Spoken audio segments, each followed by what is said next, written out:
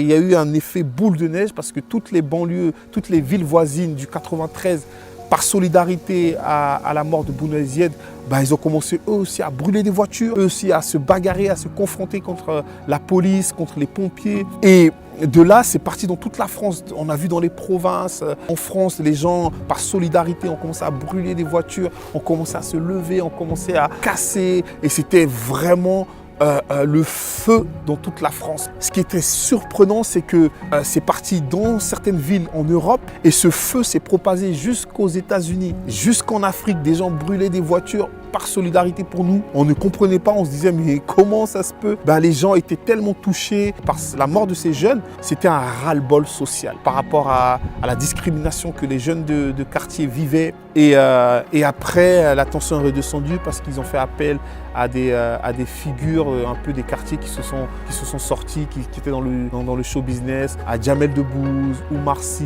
à certains joueurs de l'équipe de France qui étaient issus des quartiers populaires, qui ont lancé des appels. Les familles de ces deux jeunes ont lancé des appels et ça a calmé un peu les tensions. Et ces familles ont été reçues par le Premier ministre de l'époque, qui était Dominique de Villepin, pour trouver un terrain d'entente. L'État a reconnu en partie sa faute avec l'intervention policière et ça a un peu calmé les choses. Et cet événement vraiment m'a traumatisé. Holy Production.